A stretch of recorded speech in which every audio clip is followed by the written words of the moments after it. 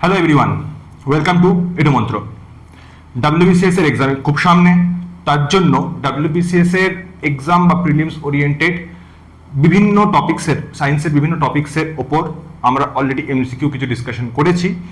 যেহেতু exam is very close, সেই কারণের জন্য এইবারের এক্সামে কী কী টাইপের কোয়েশ্চেন্স আসতে পারে সেগুলোকে সাম আপ করে নিয়ে আমি এই ভিডিওটা করব, যেখানে আমি তোমাদের সঙ্গে ডিসকাস করব যে ধরো সায়েন্সের যে সমস্ত কোয়েশ্চেনগুলো প্রিলিমসে আসবে তোমরা সেগুলো কী করে সলভ করবে, এবং যদি তার রিলিভেন্ট কোনো টপিক থেকেও কোয়েশ্চেন আসে যেন তোমরা সলভ করতে পারো। ঠিক আছে, তো all the best to your WBCS preparation, যেটা অলরেডি মানে তোমাদের খুব কাছে।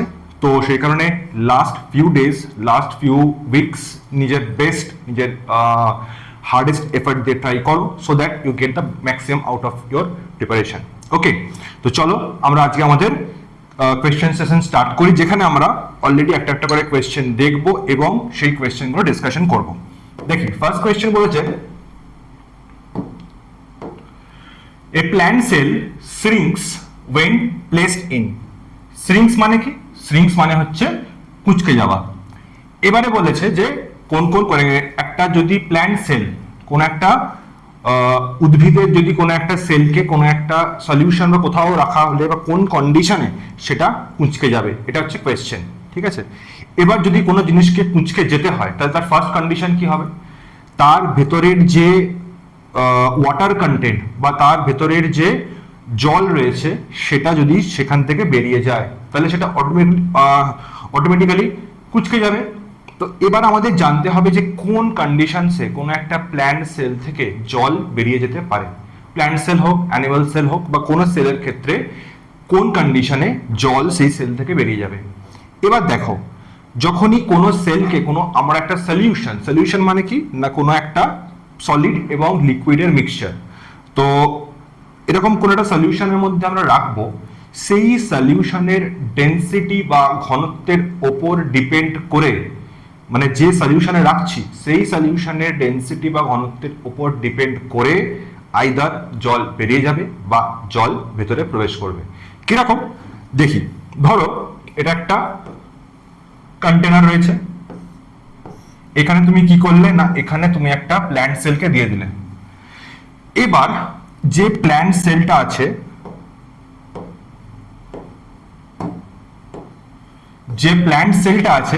সেই প্ল্যান্ট সেলের এটা নিশ্চয়ই ডেনসিটি থাকবে, কারণ এর ভেতরে মাল মশলা আছে, এর ভেতরে প্রোটোপ্লাজম রয়েছে, তো সব মিলে নিয়ে কি হবে না, একটা ডেনসিটি থাকবে। তো আমি দুটো কন্ডিশন নেব, কি কি না, ফার্স্ট কন্ডিশনে এখানে যে সলিউশনটা আছে সেই সলিউশনের ডেনসিটি, ধরো আমি বললাম এখানে যে সলিউশনটা আছে সেই সলিউশনের ডেনসিটি আমি ধরো বলছি এস ডি। ঠিক আছে, সলিউশন দাঁড়াও ডিএস করি, ডেনসিটি অফ সলিউশন। ঠিক আছে, ডেনসিটি অফ সলিউশন হচ্ছে এই সলিউশনটা ডেনসিটি। এবার আমি নিচ্ছি সেলটা, ধরো এর বললাম ডেনসিটি অফ সেল। এবার যদি density of cell is less than density of solution হয়, অর্থাৎ কি না বাইরে যেটা আছে সেই বাইরে থাকা সলিউশনের ডেনসিটি বেশি কার থেকে না, সেলের ডেনসিটির থেকে, তাহলে কি হবে না, তাহলে যেহেতু বাইরের যেটা ডেনসিটি বেশি, এখান থেকে ওয়াটার কন্টেন্টটা বাইরের দিকে বেরিয়ে যাবে। ক্লিয়ার? অ্যান্ড যদি density of sell greater than density of solution হয়, কি বললাম না, সেলের যে ডেনসিটি সেটা সলিউশনের ডেনসিটির থেকে বেশি, তাহলে বাইরের থেকে জল ভেতরে এন্টার করবে। তাহলে এই যে ঘটনাটা ঘটে এটাকে একটা সাইন্টিফিক্যালি একটা নাম দেওয়া হয়েছে এই প্রসেসটার, এই প্রসেসটাকে বলা হয় অসমোসিস। কি বলে অসমোসিস না, অসমোসিস বলে যে কোনো একটা যদি অর্ধবেদ্য পর্দা থাকে বা সেমি পারমিয়েবল মেমব্রেন থাকে এবং তার দুপাশে দুটো আলাদা ডেনসিটির সলিউশন থাকে, তাহলে যে সলিউশনের ডেনসিটি বেশি তার থেকে মানে যে সলিউশনের ডেনসিটি বেশি হবে তার দিকে যে সলিউশনের ডেনসিটি কম তার থেকে জল এন্টার করবে। বেসিক্যালি কতক্ষণ করবে না, যতক্ষণ অবধি এই দুটো ডেনসিটি সেম না হয়ে যায়। বোঝা গেল? তাহলে সবসময় কি হবে, সবসময় জল এন্ট্রি বা এক্সিট যেটা হবে সেটা আমি যে সলিউশনে রাখছি তার উপর হবে। ঠিক আছে? তাহলে এখানে কি জানতে চেয়েছে না, শ্রিঙ্ক। শ্রিঙ্ক মানে কি? ছোট হয়ে যাবে, মানে ব্ল্যাক অ্যারো দিয়ে যেটা মার্ক করা আছে যেটা জল বেরিয়ে যাচ্ছে, সেটা কোন কন্ডিশনে হয়েছিল না, যখন আমাদের সেলের ডেনসিটি সলিউশনের ডেনসিটির থেকে কম ছিল। এবার এখানে প্রতিটা ওয়ার্ড থেকে কোয়েশ্চেন দিতেই পারে। একটা দিয়ে দিল মধুর শরবত, একটা দিয়ে দিল জল, একটা দিয়ে দিল চিনির শরবত, একটা দিয়ে দিল মধু, একটা দিয়ে দিল কেরোসিন। তো যে কোনো কন্ডিশন তোমাকে দিতে পারে এই সলিউশনটাকে এক্সপ্লেন করার জন্য। এবার তোমাকে সেটা দেখতে হবে সেটা সেলের থেকে ডেন্স নাকি সেলের থেকে মানে কম ডেন্স। ব্যাস, দ্যাটস ইট। তাহলে এখানে কি কি অপশন দিয়েছে? ওয়াটার। আচ্ছা, এখানে কোন কন্ডিশনটা ফলো হবে? যেহেতু প্ল্যান্ট শ্রিঙ্ক হয়ে যাচ্ছে সেই কারণে যে সলিউশনের যে ডেনসিটি হবে সেটা বেশি হবে। তাহলে আমাকে এমন একটা সলিউশন দেখতে হবে যেটার ডেনসিটি সেলের ডেনসিটির থেকে বেশি হবে। তো জলের ডেনসিটি কি সেলের ডেনসিটির থেকে বেশি? না, জল বেশি পাতলা, সো এটা হবে না। তেমনই বলেছে যে solution isotonic with cell sap, মানে দুজনের ডেনসিটি সমান। দুজনের ডেনসিটি সমান হলে কোনো মুভমেন্ট হবে না। হয়ে গেল, সো এটাও হবে না। এবারে বলেছে হাইপারটনিক আর হাইপোটনিক সলিউশন। হাইপারটনিক হচ্ছে সেই সমস্ত সলিউশন যাদের সলিউশনের ডেনসিটি জলের থেকে সেলের থেকে বেশি। সেলের থেকে বেশি যে সমস্ত সলিউশন ডেনসিটি তাকে বলি হাইপারটনিক সলিউশন। কি করে মনে রাখবে? দেখবে আমরা যখন কথা বলি বা যখন নর্মাল কনভারসেশন হয় অনেক সময় আমরা বলি যে অমুক তমুক বা XYZ হাইপার হয়ে গেছে। সো হাইপার হয়ে যাওয়া মানে কি? বেশি হয়ে গেছে। সো যখনই বেশি মানে আসবে বা বেশি ওয়ার্ডসটা আসবে, মিনিংটা আসবে, তখনই আমরা হাইপার ইউজ করব। টোন মানে হচ্ছে ডেনসিটি, তাহলে হাইপার টোনিক সলিউশন। ওকে, বেশি ডেনসিটি সলিউশন। সো সেই কারণে option C is the right answer. আর যদি অপশন ডি থাকতো তাহলে যেটা প্রবলেম হতো সেটা হচ্ছে হাইপোটোনিক। হাইপো ওয়ার্ডটা ইউজ হয় যেটা কম বোঝানোর জন্য। তার মানে ওয়াটার হচ্ছে হাইপোটোনিক সলিউশনের একটা এক্সাম্পল। বোঝা গেল? এবারে যদি সেরকম কন্ডিশন হয় যে বাইরের যেটা আছে তার ডেনসিটি কম, সেক্ষেত্রে জল বা ওয়াটার সেই সেলের ভেতরে প্রবেশ করবে, যেটা ইয়েলো অ্যারো দিয়ে দেখিয়েছি, এবং তার জন্য এই সেলটা একদম টার্গেট হয়ে যাবে। টার্গেট মানে কি? টার্গেট মানে হচ্ছে একদম ফুলে বড় হয়ে যাওয়া। তো এর বেস্ট এক্সাম্পল হচ্ছে যেটা আমরা কিশমিশে দেখতে পাই। কিশমিশকে যদি তুমি জলের ভেতরে রেখে দাও তাহলে সেটা ফুলে যাবে। So it is a example of hypertonic solution. আবার হাইপোটনিক সলিউশন। আর হাইপারটনিক হচ্ছে যে তুমি ধরো কোনো একটা কিশমিশকে চিনির শরবতের মধ্যে রাখলে তাহলে সেটা কিন্তু চুপসে যাবে। তো সেম এলিমেন্ট দুটো আলাদা সলিউশনের জন্য কি হচ্ছে না, দুটো আলাদা সলিউশনের জন্য দুরকম রেজাল্ট হচ্ছে। এইটা তোমাকে মাথায় রাখতে হবে। এখান থেকে লাখখানেক কোশ্চেন আসতে পারে, ঘুরিয়ে ঘুরিয়ে সোজাভাবে ব্যাঙ্কাটারা যেভাবে খুশি আসতে পারে। তো তোমাকে সেইটা বুঝে নিয়ে জাস্ট এই ফিলোসফিটা মাথায় রাখতে হবে, যেটা একটা অসমোসিস কেন হয়, কি কি কন্ডিশন, কোথায় কোনটা তার রেজাল্ট হয়। ওকে, চলো দেখি নেক্সট কোয়েশ্চেন কি বলেছে। Proteins are detected by Molisch test, Biuret test, DNP test or Benedict test. Biuret test হচ্ছে প্রোটিন আছে কিনা কোনো জিনিসে সেটা বোঝার জন্য টেস্ট, মানে সেটা ইউজ করা হয় এই টেস্টটা। আর মাথায় রাখবে বেনেডিক্ট টেস্ট যেটা, সেটা হচ্ছে সুগার বা রিডিউসিং সুগারকে আইডেন্টিফাই করার জন্য বের করা হয়। ওকে, চলো। Succinic acid dehydrogenase gives malic acid, formic acid, isocitric acid না ফিউমারিক অ্যাসিড। তো এটা অ্যান্সার হবে fumaric acid. Succinic acid hydrogenase এটা কিসের একটা প্রসেস? এটা হচ্ছে রেসপিরেশনের পার্ট। এটা হলো রেসপিরেশনের পার্ট। রেসপিরেশনে একটা প্রসেস থাকে, যারা একটু ভালো অ্যানিমালস হয় তাদের জন্য। সেটা কি? সেটা হচ্ছে কার্বস সাইকেল। কার্বস সাইকেল এটা ইটসেলফ একটা চ্যাপ্টার বা বড় টপিক। ওকে, তো এই কার্ব সাইকেলকে আমরা একটা নাম দিই, সেটা হচ্ছে টিসিএ সাইকেল বা দা সাইট্রিক অ্যাসিড সাইকেল। ওকে, তো সাইট্রিক অ্যাসিড সাইকেলও বলি, কার্ব সাইকেলও বলি, বা আমরা এটাকে কি বলি, আচ্ছা এটার কাজ কি? এটার মেন যেটা কাজ সেটা হচ্ছে যে এনার্জি প্রডিউস করা। এখানে রিয়াকশন হবে দিয়ে আলটিমেটলি তোমরা মানে আমরা খাবার খেয়ে যে জিনিসটা জমাই সেটার দাহন বা সেটার বার্নিং হওয়ার জন্য বা অক্সিডেশন হওয়ার জন্য আমাদের এনার্জি প্রডিউস হবে। তো সেটাই হলো কার্ব সাইকেলের মধ্যে কথা। এবারে এখানে সাসেনিক অ্যাসিড ডিহাইড্রোজিনেস একটা এনজাইমের সঙ্গে রিঅ্যাক্ট করে বাই দ্য এনজাইম সাসেনিক ডিহাইড্রোজিনেস এবং ফিউমারিক অ্যাসিড তৈরি করে। এটা হচ্ছে নেক্সট স্টেপে যাবে যখন যাবে, ঠিক আছে? তো এটা মাথায় রেখো। ওকে, আচ্ছা এবার হচ্ছে which of the following is responsible for depletion of ozone layer? কি হবে? তো এটা আমরা অনেকবার করেছি, সেটা হলো ক্লোরোফ্লোরোকার্বন CFC। কোথা থেকে ম্যাক্সিমাম বেরোতো না? এসি বা রেফ্রিজারেটর থেকে এটা ম্যাক্সিমাম এমিশন হতো, ঠিক আছে? চলো নেক্সট বলেছে which pollutant of the atmosphere inhibit the Hill reaction of the photosynthesis? Peroxyacetyl nitrate, nitrogen monoxide, ultraviolet rays, hydrocarbon. তাহলে এটার অ্যান্সার তো হবে পারঅক্সিঅ্যাসিটাইল নাইট্রেট, বা এটাকে আমরা ভালোবেসে বলি প্যান। প্যান মানে যে কাঠ হয় সে নয়, এটা একটা কেমিক্যাল কম্পাউন্ড যার পুরো নাম হচ্ছে পারঅক্সিঅ্যাসিটাইল নাইট্রেট। এটা পরীক্ষায় 120 বার এসে গেছে, 121 বার আবার চলে আসবে, সেই কারণে মাথায় রেখো। এবারে একটা জিনিস যেটা দিয়ে মাথায় রাখবে সেটা হচ্ছে যে হিল রিয়াকশন। হিল রিয়াকশন কাকে বলে? আর যে রিয়াকশন পাহাড়ে হয় তাকে হিল রিয়াকশন বলে? একদমই না। হিল রিয়াকশন হচ্ছে যখন ফটোসিনথেসিস হয় তখন যে জলটা প্ল্যান্ট নিয়েছে, কোত্থেকে নিয়েছে? সয়েল থেকে নিয়েছে। সেই জলটা তার এমনি নেয়নি, জলটার একটা কাজ আছে। সেই জলটা সানলাইটের প্রেজেন্সে ভেঙে গিয়ে কি তৈরি করে না hydrogen plus 4H plus O plus electron, অর্থাৎ জল যেটা থাকে সেই জলটার ব্রেকডাউন হয়।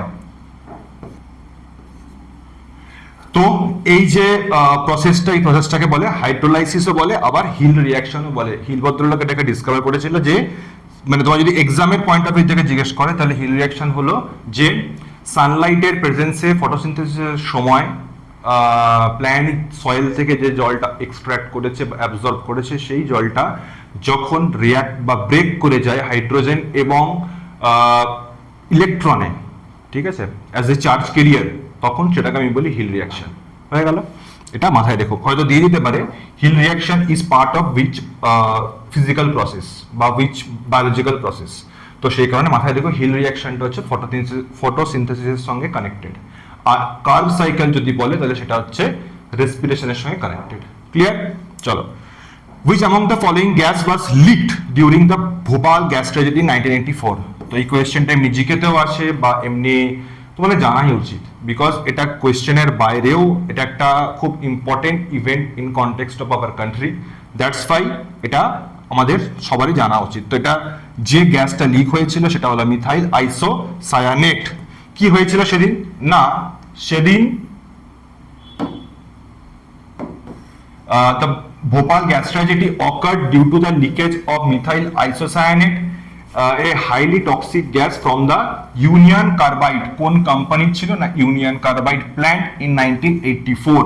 ঠিক আছে, তো এই প্রতিটা জিনিসই মাথায় রেখো, ঠিক আছে? আচ্ছা চলো, potassium permanganate is used to purify water as sterilising, oxidising, reducing and leaching. দেখো options are very close because প্রত্যেকটা কিন্তু ওয়াটার পিউরিফিকেশনের একটা important part. Sterilising, oxidising, reducing, leaching, ঠিক আছে?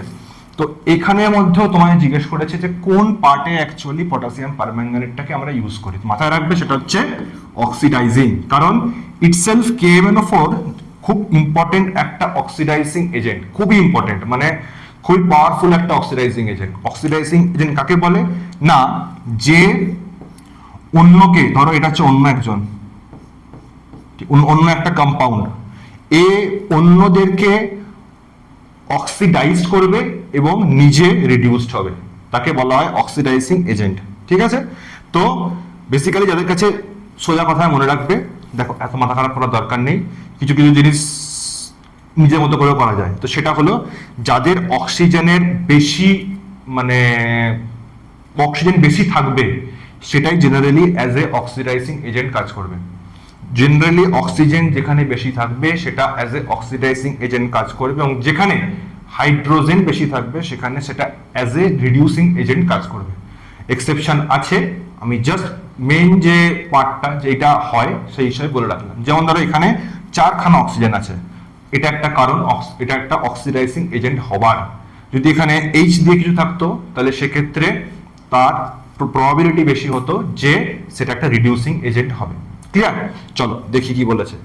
Spraying of DDT in crop plants produces pollution of air only, air and soil only, air soil water, তিনটেতেই জলে মিশে যায়, ওয়াটারে মিশে যায়, এয়ারে উড়ে যায় এবং সয়েলে পেনিট্রেট হয়ে নিচে চলে যায়। সিম্পল। আচ্ছা চলো, আচ্ছা এখানে তুমি বলো যে ডিডিটির ফুল ফর্ম কি সেটা জানতে হবে। ডিডিটির ফুল ফর্ম হলো ডাইক্লোরো ডাইফিনাইল ট্রাইক্লোরো ইথেন। তো এটা যেরকম ছোটবেলায় তোমরা ওই করতে না, ওই যে টাং টুইস্টার, তো সেভাবেই মাথায় রেখো বেস্ট যে।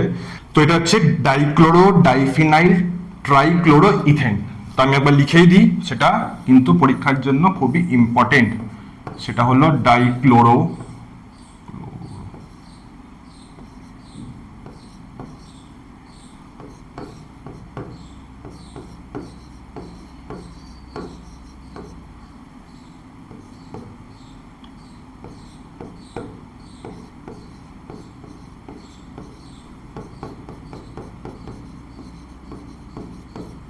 ঠিক আছে?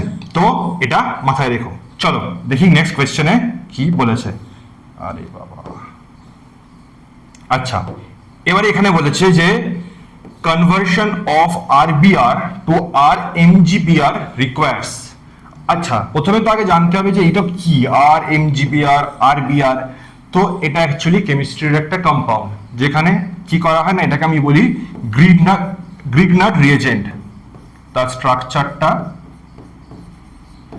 সর্ট অফ এইরকম, ঠিক আছে? এমজি দুটো মানে দুটো বন্ড আছে, সেই দুটো বন্ডের মধ্যে একটা সে ব্রোমিনের সঙ্গে কম্পাউন্ড করেছে, আর একটা আর যেটা সেই আরটা হচ্ছে ডিফারেন্ট গ্রুপস, মিথাইল গ্রুপ হতে পারে, ইথাইল গ্রুপ হতে পারে, ঠিক আছে? তো আর একটা পার্টিকুলার ফাংশনাল গ্রুপ।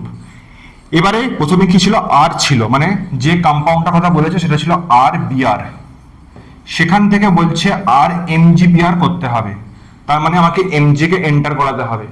তো বলেছে যে সেটার জন্য কি কন্ডিশন লাগবে, তো সেই কারণেই দেখো এমজি সবকটাই আছে, তো এমজি এন্টার করাতে হবে, তো এমজি থাকতেই হবে। এবারে বলেছে nitrogen atmosphere or oxygen atmosphere, dry ether, moist ether, ethanol and dry ether. তো এখানে মেইন যেটা কন্ডিশন সেটা হচ্ছে যে যেন কন্ডিশন পুরোপুরি ড্রাই থাকে।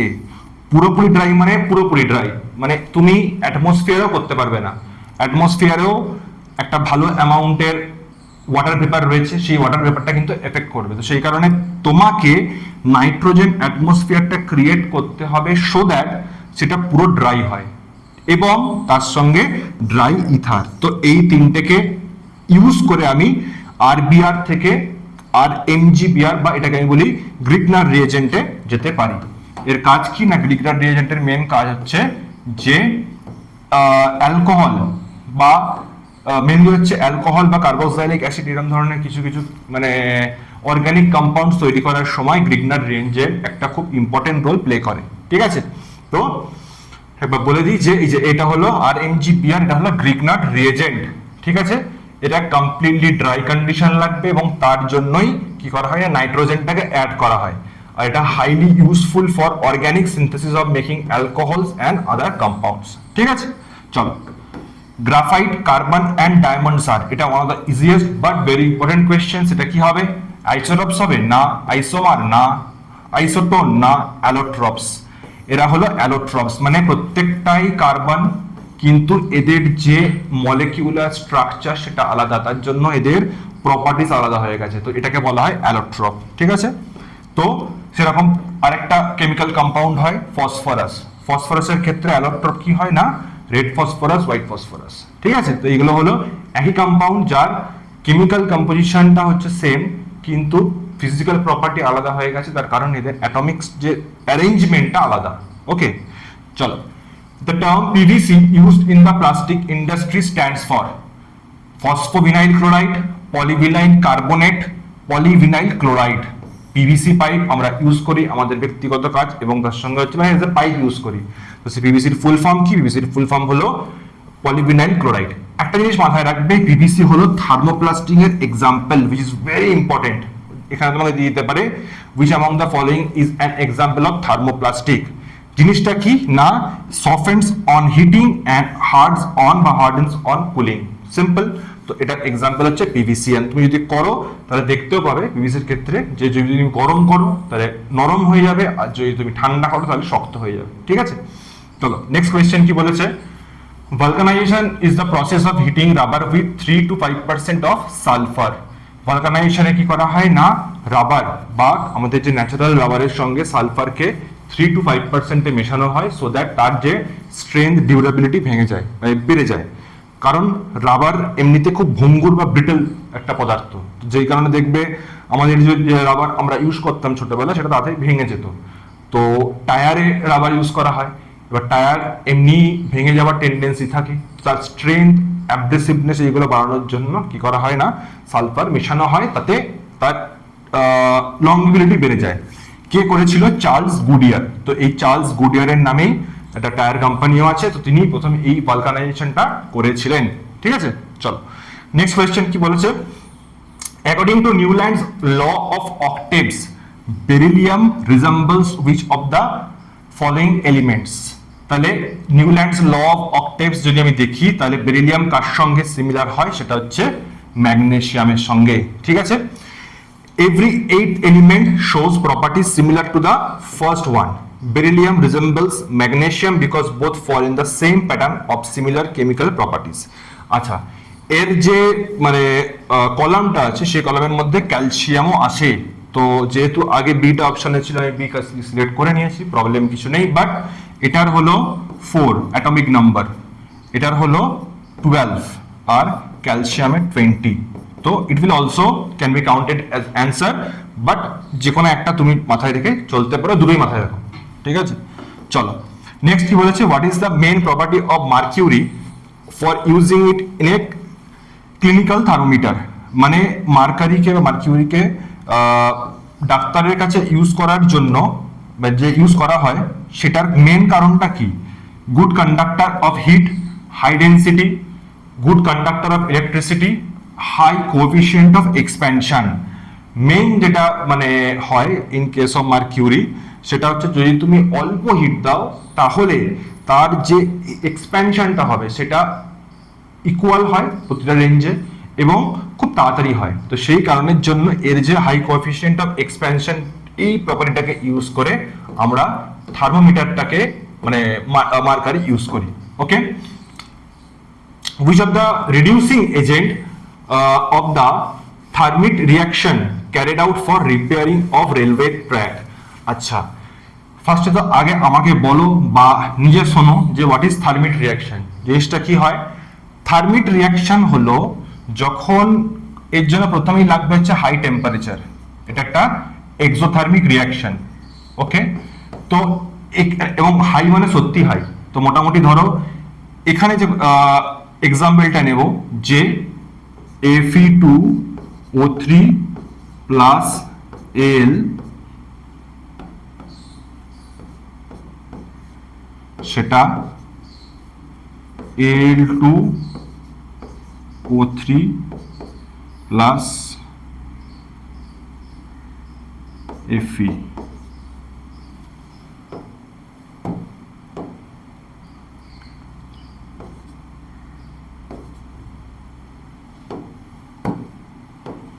তো এই রিয়াকশনটা হচ্ছে একটা থার্মিট রিয়াকশনের এক্সাম্পল। এখানে কি হচ্ছে না, আয়রন অক্সাইড যেটা আছে, আয়রন অক্সাইডের সঙ্গে আমি তার থেকে মানে আয়রনের থেকে বেশি রিয়াক্টিভ কোনো মেটালকে নিয়ে আমি তার সঙ্গে রিয়াক্ট করাচ্ছি। তাতে কি হবে, একটা সাবস্টিটিউশন হবে এবং Fe এর জায়গায় Al চলে আসবে এবং Al এর জায়গায় Fe চলে আসবে। তাহলে এই যে রিয়াকশনটাকে বলে থার্মিট রিয়াকশন। কি না, মোর অ্যাক্টিভ কোনো একটা মেটালকে দিয়ে আরেকটা মেটালের অক্সাইডে রিপ্লেস করে দেওয়া এবং সেটা হাই টেম্পারেচারে। তাহলে এখানে কোনটা আমার ইউজফুল হচ্ছে, আয়রন অক্সাইড, না, একে তো আমি চেঞ্জ করব, aluminium metal. So option B is the right answer. Okay, চলো দেখি 40তে কি বলেছে। Washing soda is the common name of, এটা অনেকেই জানো, বাট যারা জানো না তারা চট করে মাথায় রেখে নাও, সেটা হচ্ছে সোডিয়াম কার্বনেট। আর যদি সোডিয়াম বাইকার্বনেট হতো এটাকে বলা হয় baking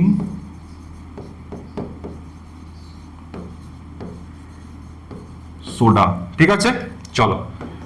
the compound that can not be kept in glass vessel, সেটা হচ্ছে HNO3 HCl HF। কেন না HF ইজ হাইলি রিঅ্যাক্টিভ, এবং এতটা বেশি রিঅ্যাক্টিভ তুমি যদি রাখো তাহলে সিলিকার সঙ্গে রিঅ্যাক্ট করে যাবে এবং তার জন্য গ্লাসটা আস্তে আস্তে ক্ষয়ে যাবে। তুমি সকালবেলায় গ্লাসের মধ্যে HF রেখে চলে যাবে, পরের দিন সকালে যাবে দেখবে জিনিসটাই নেই। তো এটা হচ্ছে প্রবলেম। তার জন্য আমাদেরকে কি করতে হয় না, এটাকে আমাদেরকে প্লাস্টিক কন্টেনারে স্টোর করতে হয়। আর এটাকে আমরা ইউজই করি গ্লাস ইচিং এর জন্য। গ্লাস ইচিং মানে হচ্ছে গ্লাসের উপরে ছবি আঁকা। তো যখন এটা দিয়ে আমি যদি ইউজ করি তাহলে ওই জায়গাটা কিভাবে ক্ষয়ে গিয়ে একটা মার্ক ক্রিয়েট করবে, তো সেটা হচ্ছে মানে কাঁচের উপর আলপনা বলতে পারো। তো সেই জিনিসের জন্য HF ইউজ করা হয়, তার কারণটা হলো হাইলি রিঅ্যাক্টিভনেস। ওকে, চলো। Black holes were predicted by Copernicus, Einstein, Rutherford and Satyen Bose. তো এটার অ্যান্সার হবে আইনস্টাইন। ঠিক আছে। Karl Schwarzschild later provided the first exact solution. তো এই নামটা মনে রাখো, যে ফার্স্ট এক্সাক্ট সলিউশন কে দিয়েছিল সেটা দিয়েছিল এই ভদ্রলোক। A geostationary satellite has an orbital period of 2 hours, 6 hours, 12 hours or 24 hours. 24 hours হবে রাইট অ্যান্সার। কেন না, হোয়াট ইজ জিওস্টেশনারি স্যাটেলাইট? এটা হলো ধরো আর্থ, ঠিক আছে, আর্থ সানের রাউন্ডে ঘুরবে,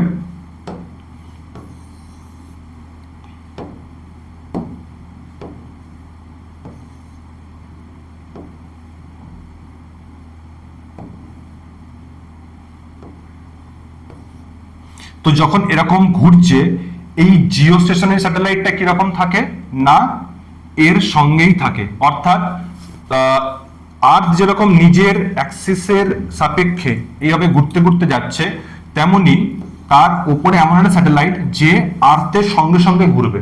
তাহলে আর্থ একবার তার নিজের অ্যাক্সিসের রেসপেক্টে ঘুরতে কতক্ষণ লাগে? 24 ঘন্টা লাগে। এরকম জিও স্টেশনারি স্যাটেলাইটেরও সে পুরো তুমি 3D তে ভাবো যে একটা পয়েন্ট এবং তার উপরে থাকা যে স্যাটেলাইটটা দুটো একসঙ্গে প্যারালালি মুভ করছে, তো এটা কি বলা হয়? Geostationary satellite. ঠিক আছে, সেই জন্য এর যে তোমার টাইম পিরিয়ডটা সেটা হচ্ছে আর্থের টাইম পিরিয়ডের সঙ্গে সমান। তো এগুলোকে বলা হয় জিও স্টেশনারি স্যাটেলাইট। এবার এগুলোর ইউসেজ কোন কোন জায়গায় করা হয়? এগুলোর ইউসেজ হচ্ছে মেইনলি কমিউনিকেশন এবং ওয়েদার ফোরকাস্টিং এর জন্য করা হয়। কারণ ধরো তুমি একটা স্যাটেলাইটকে পজিশনিং করলে এবং আর্থ চলে গেল, ওই স্যাটেলাইটটা ওখানে রয়ে গেল, তাহলে কি সে যেখানকার ফোরকাস্টিং করবে সেটা ভুল আসবে। তো সেই কারণের জন্য এইসব কাজের জন্য এটাকে পার্টিকুলারলি ইউজ করা হয়। ওকে, চলো। Dilatometer is used for the measurement of electrical energy, mechanical energy, dimension change in the material. তাহলে মনে রেখো, এটা খুব ইম্পর্টেন্ট। ডাইলাটোমিটার কিসের জন্য ইউজ করা হয় না, এটা ডাইমেনশন চেঞ্জ ইন ম্যাটেরিয়াল সেটার জন্য ইউজ করা হয়। ওকে, which among the following is commonly used language in Android application? তাহলে অ্যান্ড্রয়েড অ্যাপ্লিকেশনের জন্য সবথেকে বেশি কোনটা ইউজ হয়, কোন ল্যাঙ্গুয়েজ? সেটা হলো জাভা। ঠিক আছে, জাভা ম্যাক্সিমাম আমাদের অ্যান্ড্রয়েড যে অ্যাপ্লিকেশন অ্যাপস যেগুলো আমরা বলি সেই অ্যাপস ইউজের জন্য ইউজ হয়। তবে আস্তে আস্তে ইট ইজ গেটিং বেটার, নতুন নতুন জিনিস আসছে। তো এই মানে এখানে যেরকম তোমাদের কোয়েশ্চেন থাকবে তোমরা সেইভাবে সেটাকে চুজ করো। চলো, errors in computer program is called as bugs. তোমরা অনেকেই শুনে থাকবে এটা কেন হয়, এটার কনসিকোয়েন্স কি হয়? Wrong output, crashes and unexpected behaviour, ভুলভাল জিনিসপত্র বের হওয়া, তাকে বলা হয় বাগ। তো এই বাগ ঠিক করার যে প্রসেস তাকে বলা হয় ডিবাগিং। ডিবাগিং, ঠিক আছে। চলো, the electrical resistivity of a semiconductor. What is electrical resistivity? Electrical resistivity হলো কোনো কারেন্ট যদি একটা পয়েন্ট থেকে একটা পয়েন্টে যায় তাহলে সে যে বাধা ফেস করবে, যে প্রবলেম ফেস করবে তাকে বলা হয় ইলেকট্রিক্যাল রেজিস্টিভিটি। ইলেকট্রিক্যাল রেজিস্টিভিটি হলো ইলেকট্রিক্যাল কন্ডাক্টিভিটি এক্স্যাক্টলি অপোজিট, তো এটা কন্ডাক্টিভিটিকে কি করে অপোজ করে। এবারে সেমিকন্ডাক্টরের ক্ষেত্রে তুমি যদি টেম্পারেচার ইনক্রিজ করো তাহলে তার যে চার্জ ক্যারিয়ার্স, সেই চার্জ ক্যারিয়ার্স বেড়ে যাবে। এবার চার্জ ক্যারিয়ার্স বেড়ে যাওয়ার জন্য তার কারেন্ট ফ্লো বা যে তোমার ফ্লো অফ কারেন্ট যেটা বেসিক্যালি সেটা বেড়ে যাবে, এবং তাতে আলটিমেটলি কি হবে না ইলেকট্রিক্যাল রেজিস্টিভিটি কমে যাবে। কারণ ধরো এখান থেকে এখানে যাচ্ছে এ থেকে বি তে, আমি বললাম টেম্পারেচার বাড়লে কি হবে, কারেন্টের ফ্লো বেড়ে যাবে। ফ্লো বেড়ে যাওয়া মানে কি, তাকে যে অপোজ করছিল, যে রেজিস্ট করছিল সেটা কমে গেছে, তার মানে it is decreases with the temperature. Temperature বাড়লে সেই যে ইলেকট্রিক্যাল রেজিস্টিভিটি অফ সেমিকন্ডাক্টর কমে যায়।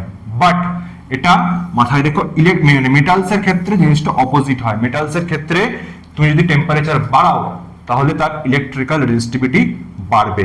বোঝা গেল? অর্থাৎ কারেন্ট মানে অনেক দেরি করে ফ্লো হবে সোজা বাংলা হিসাবে। চলো পরের কোশ্চেনে কি বলেছেন, the n type semiconductor ultra pure silicon is doped with.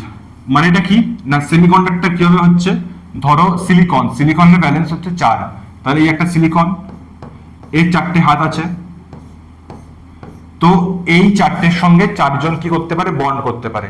তো এখানে আরেকটা সিলিকন আছে, এখানে আরেকটা সিলিকন আছে, এইভাবে পুরো স্ট্রাকচারটা আছে। এবার আমি কি করলাম, এই সিলিকনটাকে সরিয়ে দিলাম, এই সিলিকনটাকে সরিয়ে দিয়ে আমি দুটো কাজ করতে পারি।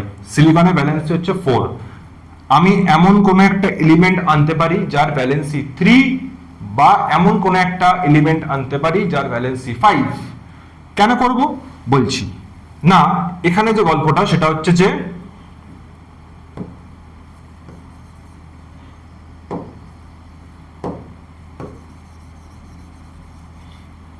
ধর যেখানে সিলিকনটা ছিল সেখানে আমি এবার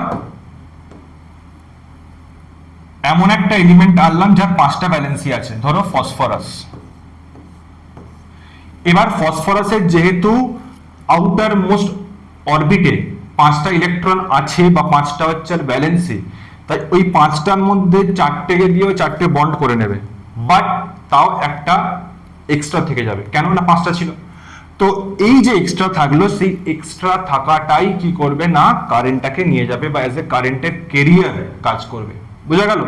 যদি 3টে থাকতো, যদি ধরো এখানে অ্যালুমিনিয়াম থাকতো এল এল, ধরো এর জায়গায় এখানে বললাম যে এখানে অ্যালুমিনিয়াম আছে, অ্যালুমিনিয়ামের ক্ষেত্রে তার ব্যালেন্স হচ্ছে 3, তাহলে অ্যালুমিনিয়াম এর সাথে বন্ড করবে, এর সাথে বন্ড করবে, এর সাথে বন্ড করবে, কিন্তু এখানে যে সিলিকনটা থাকবে, এখানে যে সিলিকনটা থাকবে তার সঙ্গে বন্ড করার মতো এর কিছু অপশন নেই।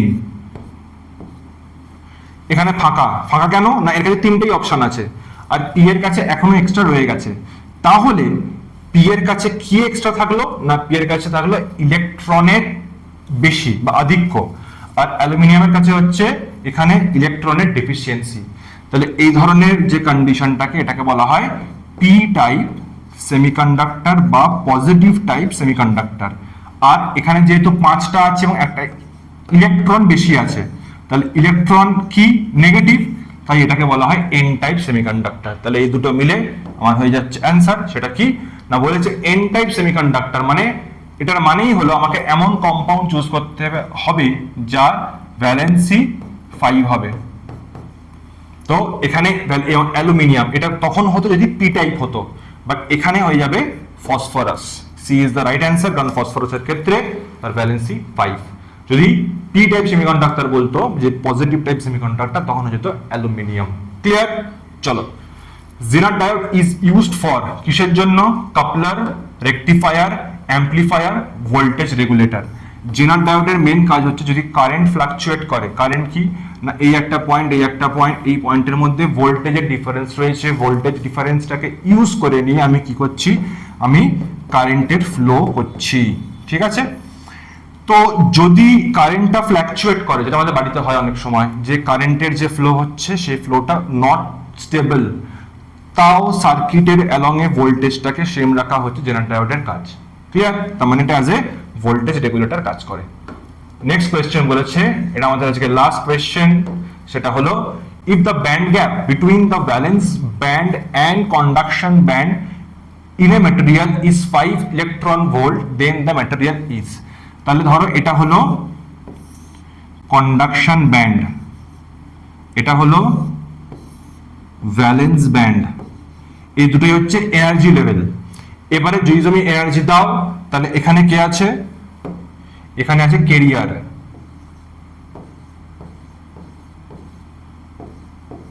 তো এরা এখানে জাম্প করতে পারে। তো এই যে গ্যাপটা এটাকে বলা হয় মানে গ্যাপের মানে তোমার ব্যান্ড গ্যাপ বলা হয়, বা এটাকে ফরবিডেন গ্যাপও বলা হয়, ঠিক আছে। এটা যত বড় হবে তত কি হবে, জাম্প করাটা ইজি না টাফ। ধরো তোমাকে বলা হলো একতলা বা প্রথম সিঁড়ি থেকে 6টা সিঁড়ি পরে জাম্প করতে হবে, আরেকবার বলা হলো প্রথম সিঁড়ি থেকে 3rd সিঁড়িতে জাম্প করতে হবে, তো কোনটা ইজিয়ার? Obviously second one. তো এখানেও তাই, এখানে যত বেশি ব্যান্ডউইথ থাকবে বা যত বেশি গ্যাপটা থাকবে তত জাম্প করাটা ডিফিকাল্ট। এবং জাম্প হলে কন্ডাকশন বন্ডে কি হবে না, মোর নাম্বার অফ ক্যারিয়ার্স থাকবে এবং তার জন্য আলটিমেটলি কারেন্ট ফ্লো বেশি হবে। অর্থাৎ এটা যত বাড়বে তত এটা কাজ করবে অ্যাজ এ ইনসুলেটর, আর যত কম হবে, যদি একদমই না থাকে, ধরো যদি, আচ্ছা আগে এটা বলে নিচ্ছি, তাহলে এটা যদি 5, এটা তখন কিসের মধ্যে কাজ করবে, এটা কাজ করবে অ্যাজ এ ইনসুলেটর, ঠিক আছে, এটা কাজ করবে ইনসুলেটর। এবার ধরো যদি যে গ্যাপটা এতটা কম যে সেটা এইখানে আছে, মানে এখানে ভ্যালেন্স বন্ড রয়েছে, তাহলে কি জাম্প করা খুব ইজি। তো এইটা হলো কন্ডাক্টরের বা মানে কন্ডাক্টিং ওয়্যারের ক্ষেত্রে বা মেটালের ক্ষেত্রে এটা হয়, ওকে। আর যদি মাঝখানে থাকে তখন সেমিকন্ডাক্টর হয়। তার মানে বেসিক্যালি এই যে ব্যান্ড গ্যাপটা আছে সেই ব্যান্ড গ্যাপের উপর ডিপেন্ড করে কারেন্ট ফ্লো কতটা হবে, কিরকম হবে।